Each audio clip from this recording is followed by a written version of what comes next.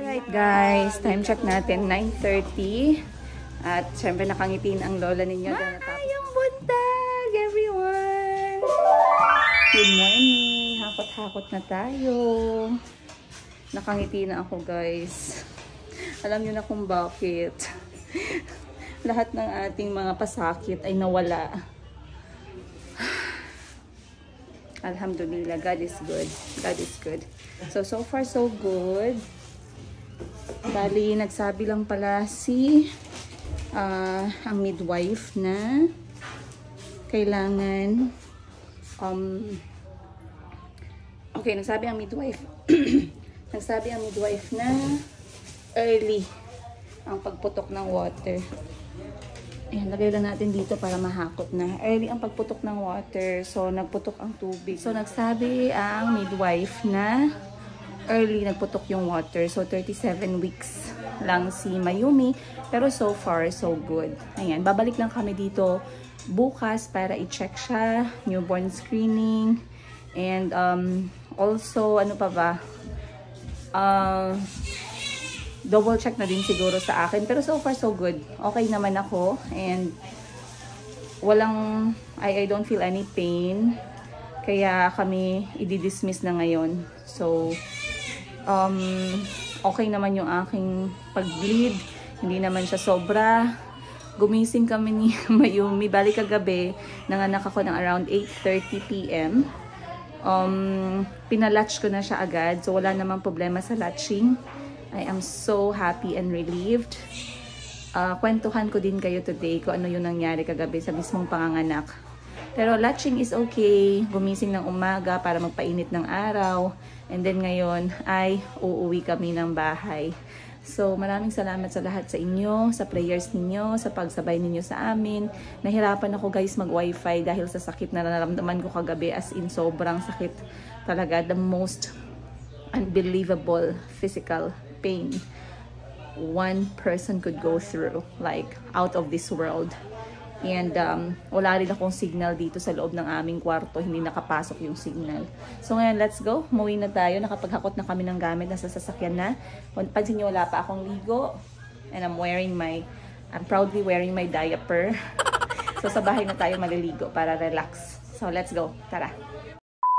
Alright guys, andito na tayo sa bahay. So tingnan natin anong reaction ni Chico tsaka ni Kulot. Kasi nung pagpanganak ko kay Chico, pag uwi ko ng bahay nun, si Kulot nagtago sa cabinet mga ilang oras pa bago lumabas.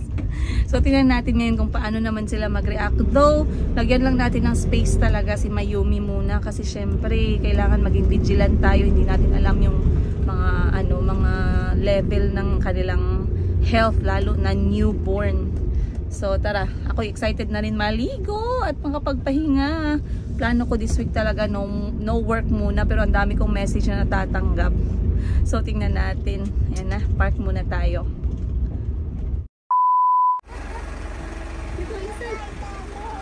You boy ko baby.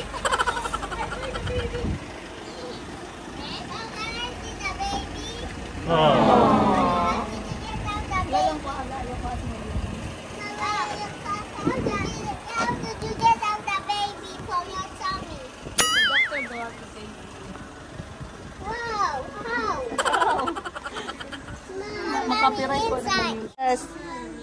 Wait. Hi, Auntie.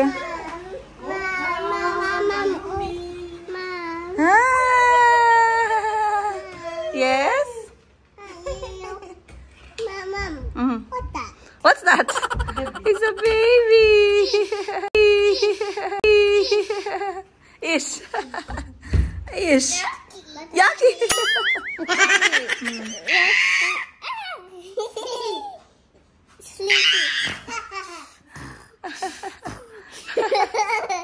I heard your voice.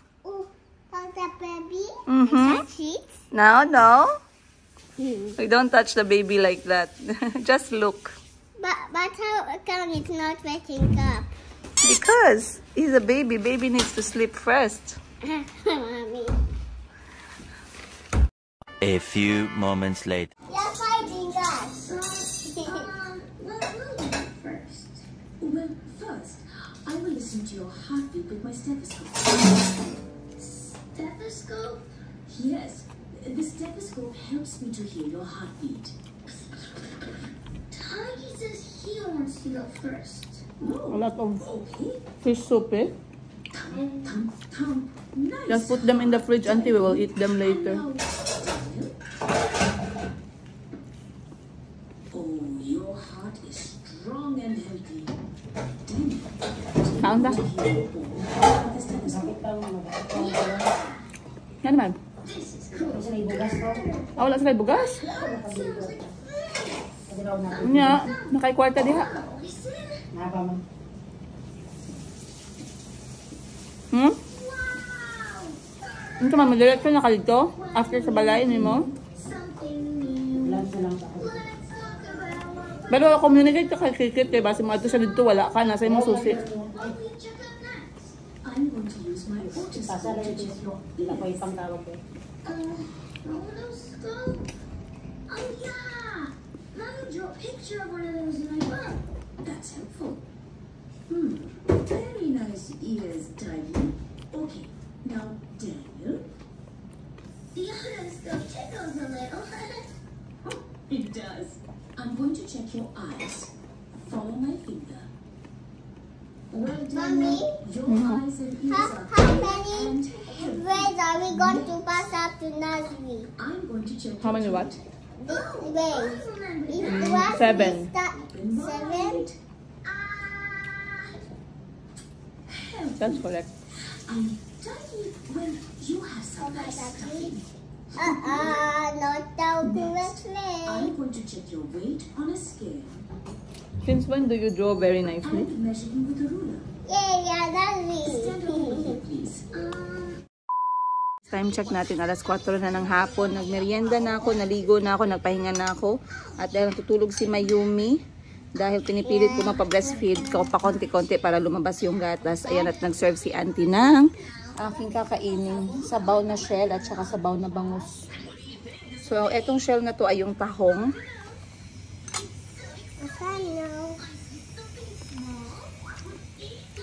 Hindi ako masyado nagpa-aircon, so open lang yung door dahil hindi daw pwedeng malamigan masyado si Mayumi. Oo, istoryahan sa siya kung sa iyang plano. Stop. Oo, kay basiun niya. Kain muna ako guys at nag-chika tayo mamaya. Ano gusto ako na amin. Kasi hindi ko pa kayo na-chikahan ng bongga. Nakita nyo lang yung video pero meron pang mga chika in between. Pwede man kung wala So, kang tawag. mamaya. Lang akong sekretary. Ngayong hapon guys, ngayon lang talaga ako nakaupo at para mag-chika sa inyo kasi tulog si Mayumi at ako'y naka-wash up na din. So medyo bakante ako ng konti kasi gusto ko kayong chikahan kung ano ba yung nangyari talaga on that day. Yung mga behind the scenes na hindi niyo nakita sa camera. Alam niyo naman ako, mahilig ako magkwento-kwento. So anyway, sa last episode natin, nakita ninyo na napaaga yung aking pag-anak. So hindi pa dapat talaga yung schedule. Actually, ang ni-expect ko next week pa. Pero dahil naunang pumutok yung water, kinailangan na nating pumunta agad sa lying in. So bakit nga ba sa lying in? Kasi nakaset na talaga yung isip ko na lying in, and I was really confident na okay lang, magiging okay lang. So pagka putok ng panubigan, dumiretso na kami. That was around 11:30 ng gabi. And marami ako narinig about sa dry labor. So doon ako kinabahan kasi nauna yung water. Normally sa mga experiences ko sa mga anak ko, talagang nagda-dilate muna ako full, and yung doctor na yung nagpop-up ng water. Pero this time it was different. So pagdating namin sa lying in, which was around 30 minutes away kung nasaan kami, medyo natagalan pa dahil traffic at kasagsagan ng pit senior kung nasaan ako that night, ay talagang mga 1 hour na kami bago dumating. Pero okay lang din. Nagka-timing lang na yung lying in that night is punong-puno, ang daming nanganak. So para kaming nag-usap-usap na magpa-schedule ng mga anak on that day. Anyway, sa mga nakasabayan ko, lahat sila nanganak ng una. Kasi nga yung case nila ay more on the normal side kesa sa akin. So what happened was, pagdating namin ng 11, inai ako ng midwife only to find out na 1 cm pa lang. So, wala naman ako nararamdaman na sakit that time. So, it was very relaxed yung gabi. And I was hoping na, kasi sabi ng midwife, once na nag-break na una yung water or nag-leak na siya, malaki yung chance na ang susunod niyan is yung pagdadilate na or yung active labor pain. So, on January 15, talagang ng gabi, talagang inantay namin na mag-progress yung labor. Nag-ano na lang guys, nag-midnight na lang, nag-1 a.m. na lang, hanggang 3 a.m. Hindi ako makatulog kakaantay na mangyari yung active labor, which unfortunately hindi nangyari hanggang nag-morning na lang ng January 16. So, pagka morning ng January 16, I woke up early. Kasi katulad na nakita niyo dun sa aking last episode, mga alas 6 pa lang gising na ako kasi nag-worry nga ako walang active labor. Wala akong nararamdamang pain and anything like that. And natatakot ako na baka ma-infect nga yung baby dahil water yung nauna. I read about it. And then, mga 6 a.m. hanggang the rest of the day, pinilit ko talaga na mag-progress. I was walking outside of the lying in. Naghagdan ako baba-akyat na exercise. I was doing Zumba. I was standing almost 80% ng araw noong January 16. So, sabi ng midwife, nagtanong ako sa midwife, what's the next step kapag hindi ako talaga nag-progress? So, the midwife said, kapag umabot na ng 12th hour, or almost 12th hour, kasi dumating ako ng 10:30, hindi na namin paaabutin ng 12 hours actually, na they have to do something para ako ay mag-dilate faster. Okay? Other than that, kailangan ko ding mag-take ng antibiotic dahil para maiwasan yung infection if ever na talagang nag-dry labor. Okay? Kasi nauna yung ating water. Ngayon, at around 4 o'clock, kailangan namin gawin yung second step, yung next step. Nung ginawa na namin yun, I slowly, from 4 p.m. to 6 p.m., that was 2 hours, nung January 16, naramdaman ko na slowly, nagbi-build up na yung pain. Okay? Sumasakit na siya, and then yung interval niya, mas mabilis na. Though kaya ko pa naman siya, kaya ko pa siyang ihinga, not until dumating yung oras na 6 to 8 p.m. ng gabi. So, pagka 6 p.m. to 8 p.m., doon na talaga grabe yung pain. Lalong-lalo na nung last hour, around 7 o'clock to 8 o'clock. Kasi sobrang sakit na talaga. Okay? So, sobrang sakit na, nafe-feel ko na yung pressure dito, yung contraction sa harap, yung sakit sa likod, tsaka yung parang feeling na gustong mag-push. Alam ko lahat ng mga nanganak and the ones who had a normal experience or normal delivery also had this experience before, and I know you are very familiar. So, nung naramdaman ko ng around alas 8 na para na talagang, alam ko na tong feeling na to kasi this is my 4th baby via natural birth. Pag feel ko na parang may lalabas na watermelon ba, ganun kasi yung feeling. Sa puwetan, nagsabi na ako sa midwife, I feel na it's time. Kasi sobrang sakit na, hindi ka na makangiti. Alam mo yung feeling na yung mukha mo talaga sobrang simangot. At sobrang alibadbad ka talaga. At saka yung sakit na parang napapaluhod ka na. So, hindi na nakakaya ng tayuan. At saka yung pressure, no, sa baba. At saka yung pressure sa para kang magpupupo ng watermelon. So, sabi ko, it's time para punta na ako ng delivery room. So, tamang-tama sabi ng midwife, sige, punta na tayong delivery room kasi parang nakikita ko na talagang lalabas na. So, all that time, guys, nung sinabi sa akin na pupunta ng delivery room, talagang takot na takot ako that time kasi akala ko, ganun lang siya kasakit, pero hindi pa din ako nag-progress. So, yung kinakatakot ko doon, isabihan ako na hindi pa ako fully dilated. Yet, the pain was so unbearable na. So, pag akyat ko ng delivery room na bed at sinukat, inai ako pag open at sinabi sa akin ng midwife na, okay, very good. Talagang sobra akong parang nabuhusan ako ng napakasarap na feeling na tubig na, salamat, eto na, konti na lang, princess, kakayanin mo na yung mga remaining na step.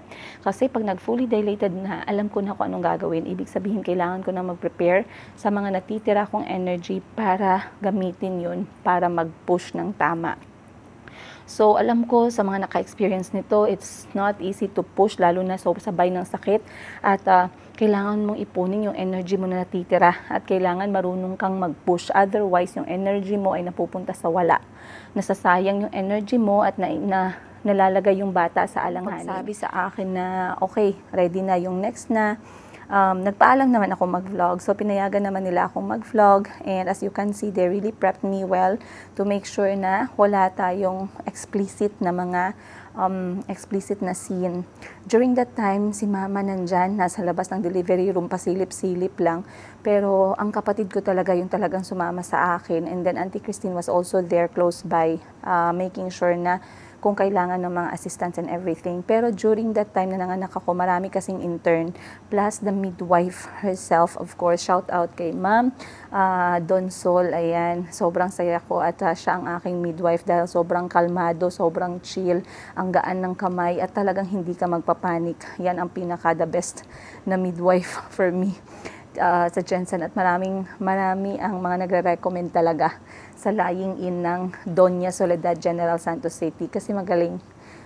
Hindi mo talaga mafe-feel na magpapanik ka and she's very approachable. Kung meron kang question, hindi yung parang kahit na paulit-ulit yung tanong mo, feeling mo magagalit na yung midwife, hindi ganun yung feeling. So sobrang saya ko na siya yung nagpaanak kasi sobrang kalmado. Okay? Siguro sa tagal ng experience niya as midwife. And also, the whole team and the interns on that night they were very helpful, accommodating, and they were very gentle in everything they did.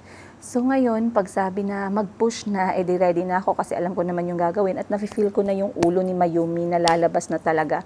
So the next contraction I had, I did the best push I could. And I believe na nakita na ng midwife na lalabas yung ulo. So sabi niya, okay, stop muna and take another deep breath. Okay? Kasi hindi mo naman talaga makukuha yan sa isahang push lang. Hindi ko alam sa experience ninyo. Pero sa experience ko, sa mga anak ko before, 2 hanggang 3 push. So ngayon, sa ikalawang push, dun ko talaga binuhos naman ulit yung aking peaceful energy na nag-gather ko during that time na nag-pause ako. When I did the second push, I knew that I had to do a very deep breath, inhale, and then I did the best exhale I could. Of course, para sa pagpupush, guys, dapat walang boses yan. How do you know na tama yung pagpupush mo? For me, kailangan kong i-lift yung head ko for me to see my belly on that time na I'm pushing. The mouth should be closed, and there should be, wala dapat siyang ingay. So, parang ganito siya. Parang ganon. Okay, so yung push mo, yung pressure ng inyong pag-push ay talagang diretso sa tiyan pababa. Wala siyang ingay, again, wala siyang ingay, and close dapat yung mouth. And then lagi ako nire-remind ng midwife na inhale and exhale through the nose para hindi bumaba yung oxygen level ni Mayumi at that time. So on the second push, I was able to push the head out. Pero na-feel ko na kailangan siya, na-stop siya in between kasi pinastop ako ng midwife for her to help me na hindi mapunit o hindi ako magisian. Ganun yung term, mapunitan. Ganun pala yung kanyang technique. So, dapat yung paglabas ng ulo, kailangan mag-pause ka muna and dahan-dahan dapat yung susunod na pag-push mo para hindi ka magkaroon ng punit. Kasi pag binigla mo yon, magkakaroon ka talaga ng punit at tatahiin ka. Okay? So, for me, during that time, the contraction was so intense na parang gusto ko talaga siyang i-push ng mabilisan. At nagkaroon nga ako ng punit, pero maliit lang talaga. Very minor. Though, naiwasan sana yon kung nag-push ako slowly or nag-pause muna ako bago sa paglabas ng ulo ng dahan-dahan. Kaya nga lang, like I said, sobrang sarap na talaga siyang itodo kasi dahil sobrang sakit ng contraction. Ngayon, nung binigyan na ako ng go signal, okay, dahan-dahan lang kasi andyan na yung ulo. Imagine halfway. Dahan-dahan lang. Nung na-feel ko na nakalabas na yung ulo, for me, parang okay na ang lahat. Yung parang mabilis na lang yan, okay na yung ikalawa. Kasi yung ulo talaga yung pinakamainit na pakiramdam. Alam niyo yung sinasabi nila na ring of fire? Yun yung dun ko talaga mafe-feel na parang nag-aapoy, na maanghang, na masakit, na sobrang init ng natin, no, ng ating ng labasan ng bata. So ngayon, pagkalabas ng ulo, edi yung sunod na contraction, para na lang siyang magsaslide yung katawan. Though meron pa rin talagang pressure, and then the rest is mabilis na lang, yung paa and everything. So nung naramdaman ko yun, sobra na ako talagang nakahinga. And that, hindi pa nga basta-bastang umiyak si Mayumi noon, pero nung nilagay na naman siya sa akin, ay nagkaroon na siya ng ingay. So hindi naman kami nag-worry doon. Though, napansin nga namin na siya ay napakaliit na babae, unlike sa iniisip ng iba na para daw kambal yung bitbit ko sa kalaki ng aking tiyan. Sobrang laki naman talaga, pero ang dami din kasing tubig. So matubig talaga ako dahil umiinom ako lagi ng buko water or ng tubig or ng sabaw. Ang nangyari paglabas, edi maliit at medyo parang warm. Hindi naman mainit, pero parang warm. Sabi nga sa akin ng midwife, mas maaga kaysa sa expected, at dahil din yun sa fact na nauna yung tubig. So, para maiwasan yung infection, kailangan bigyan si Mayumi ng antibiotic, ng gamot. Ngayon, pagkalabas, nagstay muna sa akin si Mayumi, sa katawan ko ng around mga 15 hanggang 20 minutos para ipatuloy yung pag-flow ng dugo, pag-pump ng blood dun sa kanyang cord. Kasi sayang pa daw yun, sabi ng midwife. So, hindi pa siya pinutol agad. I had that moment na kumalma and to really understood kung ano yung nangyayari at para ibalik yung sarili ko sa normal na sitwasyon. Kasi nga, pag nanganganak ka, parang hindi mo naririnig ang lahat, wala kang nakikita, wala kang naririnig. Yung focus mo lang is ma-push yung anak mo. So, nung time na yun, ginamit ko yun to really slowly calm down. Maya-maya pa, nung binigyan na ako ng go signal na okay, pwede na natin putulin yung pusod. Pag putol ng pusod, nilinisan na din si Mayumi, and ako nga ay itinahi na din. So, hindi naman malaki yung damage, yung punit, pero minabuti na ng midwife na tahiin kahit na maliit lang. So, it was still a very, very peaceful experience at something na hindi ko makakalimutan sa point na to ng aking buhay as nanay at panganganak, lalong-lalo na sa huling prinsesa ng bayan, ayan, kay Mayumi.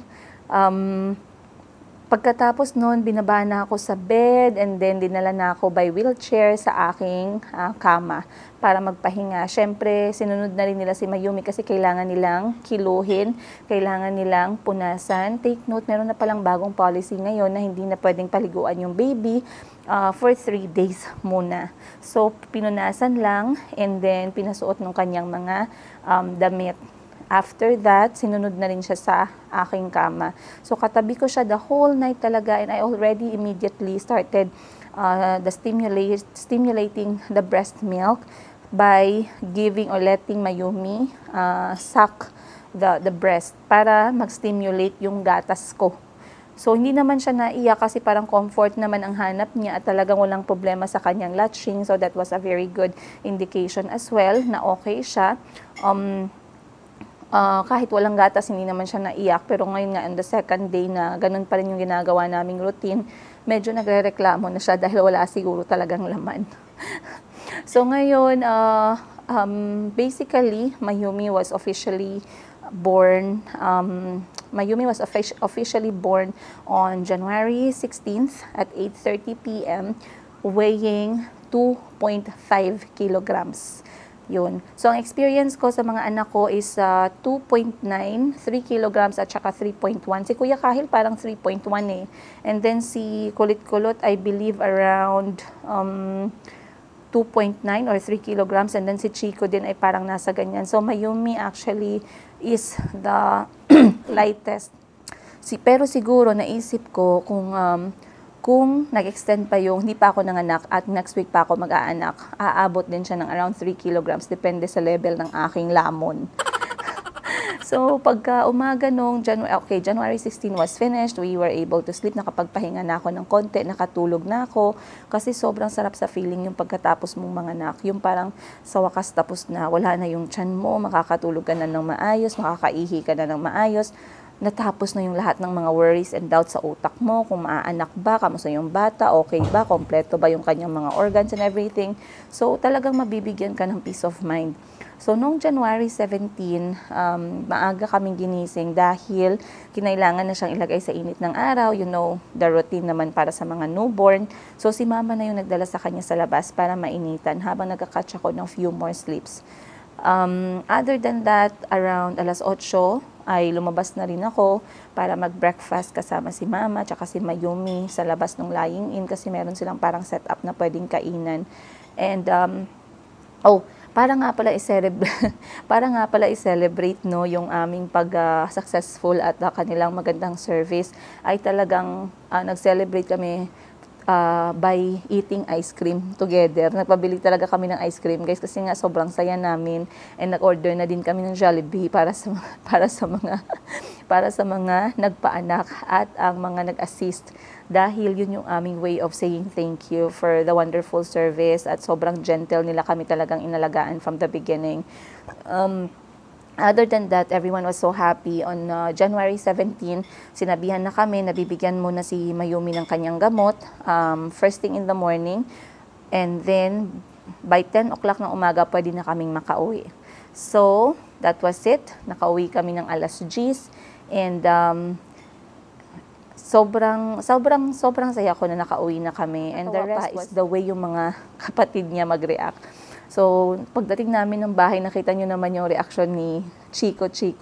Talagang yung unang tanong niya, kasi nasanay sila na pagdating ko, meron akong dalang tinapay, gatas, or kahit anong pasalubong. Ngayon, akala niya, binili ko rin yung kapatid niyang si Mayumi. So, yung tanong niya, where you buy that, baby? Ganun agad yung kanyang tanong. So, tawa ako ng tawa pag nakikita ko yung video niya.